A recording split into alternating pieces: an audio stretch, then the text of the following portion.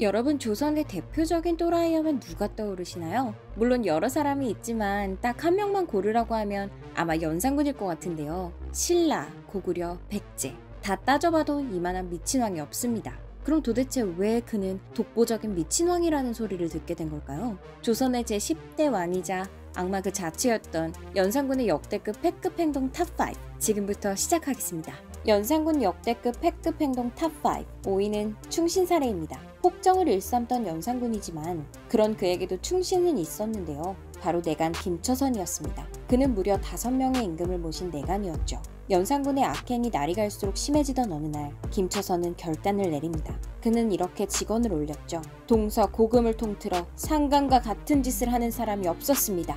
당시 눈에 뵈는 게 없던 연산군은 즉시 화살을 꺼내들었고 아무런 망설임 없이 김처선에게 활을 쏘았습니다. 날아간 화살은 김처선의 복부에 박혔죠. 그런데 김처선은 피를 뚝뚝 흘리면서도 말을 멈추지 않았습니다. 죽이십시오. 다만 상감께서 오래도록 임금 노릇을 하지 못하는 것이 한스러울 뿐입니다. 그러자 분노한 연산군은 칼을 뽑아들었습니다. 날카로운 칼날은 김처선의 팔다리를 모두 잘라버렸죠. 고통스러워하는 김처선을 바라보던 연산군은 소름 끼치는 말 한마디를 던졌습니다. 일어나 걸으라! 어명이다! 걸으라! 그 어이없는 명에 김처선은 마지막 힘을 내어 이렇게 답했습니다. 상감께서는 다리가 부러져도 걸어다닐 수 있소이까? 김처선이 더 이상 입을 놀리지 못하도록 연산군은 그의 혀를... 연산군의 분노는 여기서 끝나지 않았습니다. 연산군은 김처선의 양자이자 환관이었던 이공신까지 죽여버렸고 더 나아가 사람의 이름에 처자를 아예 쓰지도 못하게 해버렸죠. 어떤 선비는 과거 시험에 처라는 글자를 썼다는 이유만으로 급제가 취소되기도 했으니 정말이지 그 지독함은 차마 말로 다 표현할 수 없을 정도였습니다.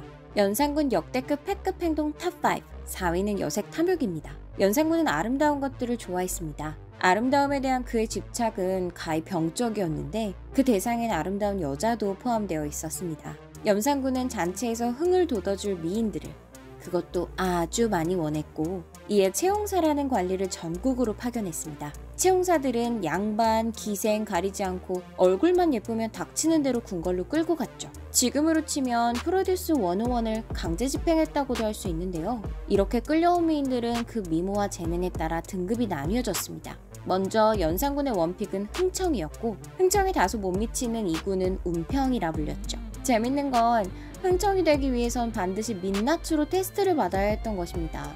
연산군은 민낯을 굉장히 중요하게 여겼고 분칠한 것은 진정한 아름다움이라 할 수 없다 라는 발언까지 했다고 하죠. 흥청 출신 중 제일 유명한 인물은 아마도 장록수일 텐데요. 대체 얼마나 아름다웠던 것인지 연산군의 눈에 띄어 후궁에까지 오른 그녀는 나중에 정신을 놓아버린 연산군을 대신해 국정농단을 주도하기도 했죠. 기생의 치마폭에서 정신 못 차리는 왕을 보며 백성들은 흥청 망청이라는 말을 만들어내기도 했는데요. 500년도 더 지난 지금까지 이 말이 쓰이는 것을 보면 연산군이 얼마나 막장이었던 것인지 짐작이 가는 부분입니다. 연산군 역대급 패급 행동 탑5 3위는 연쇄살인입니다. 재위 10년이 되던 해 연산군은 갑작스레 자신의 어머니 패비윤 씨의 죽음을 수면 위로 끌어올렸고 그 후로 약 7개월간 패비윤 씨의 죽음과 관련된 이들을 무차별적으로 학살하기 시작했습니다. 살해당한 이들 중엔 아버지 성종의 후궁이었던 귀인 정씨와 엄씨도 있었는데 그 살해 방법이 너무나도 잔인하고 끔찍하여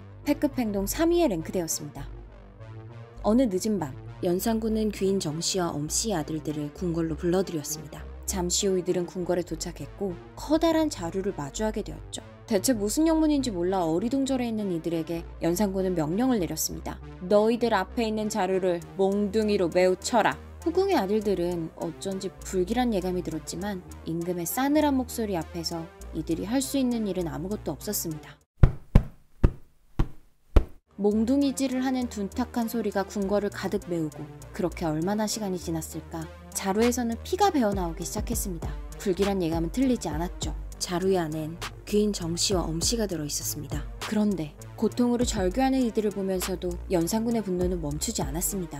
연산군은 이미 싸늘한 시체가 된 귀인 정씨와 엄씨를 갈기갈기 찢은 뒤 상거들에 뿌려버렸죠. 연산군 역대급 패급 행동 탑5 2위는 패륜입니다. 사실 2위는 3위와 연관이 있는데 인수대비는 왕실의 어른으로서 점점 포악해져가는 연산군을 막아보려 했습니다. 하지만 연산군은 데스노트엔 인수대비도 포함되어 있었죠. 과거 인수대비는 한미안 가문 출신이었던 패비윤 씨를 천하다 무시했고 결국 패비윤 씨는 인수대비의 진두지휘 아래 왕비가 된 지 8개월 만에 패비가 되고 말았죠. 그 후로 연산군은 엄격한 인수대비 밑에서 외롭게 자라야 했고 패비윤 씨의 죽음에 인수대비가 관여했다는 것을 알게 되자 그동안 참아왔던 연산군의 분노와 열등감은 터져버렸습니다. 인수대비의 사망에는 여러 가지 설이 있지만 그중 가장 충격적인 것은 연산군이 인수대비의 가슴에 머리를 들이받아 죽여버렸다는 것인데요. 연산군은 인수대비가 사망한 뒤 장례조차 제대로 치르지 않았습니다. 3년상은커녕 연산군은 25일 만에 국상을 끝내버렸죠. 사실 인수대비는 패비윤 씨를 사사하며 그의 아들인 연산군까지도 폐쇄자시키려 했지만 연산군이 맏아들이었다는 이유로 그렇게까지 하진 못했는데요. 끝내 연산군에 의해 숨을 거두던 순간 과거 자신이 내린 결정을 땅을 치며 후회하진 않았을까요? 연산군 역대급 패급 행동 탑5 대망의 1위는 민생 붕괴입니다. 일국의 왕으로서 자신의 의무는 내팽겨친 채 색정과 복수에만 눈이 멀었던 연산군의 죄는 결국 가볍다 할 수 없겠죠. 사실 연산군은 어렸을 때부터 포악한 성질이 드러났었다고 합니다. 떡잎부터 피해군주가 될 운명을 타고났던 것인데요. 당시의 왕실과 조정은 이를 알고도 별다른 조치를 취하지 않았습니다. 결국 능력보다 핏줄을 중요시 여긴 나머지 백성들은 고통 속에 살아가야 했죠. 연산군은 자신의 심기에 거슬리는 말을 하는 이들을 용서하지 않았습니다. 손바닥에 구멍을 내거나 갈비뼈를 분지르는 끔찍한 형벌이 난무했고 조정엔 그야말로 피바람이 불었죠. 결국 그의 곁에 남은 건 썩은 간신뿐이었습니다. 그 아래에서 백성들은 나날이 시들어갔습니다. 연산군은 현재 고양시가 있는 지역의 집터를 모두 밀어버리고 그것을 사냥터로 삼기도 했습니다.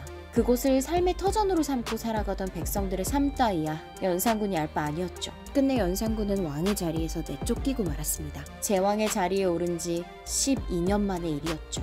함께해서 더러웠고 다신 만나지 말자는 말은 어쩌면 연산군을 위해 탄생한 말은 아니었을까요? 영상이 재미있으셨다면 구독과 좋아요 부탁드리겠습니다. 감사합니다. 벌거벗은 지식님이었습니다.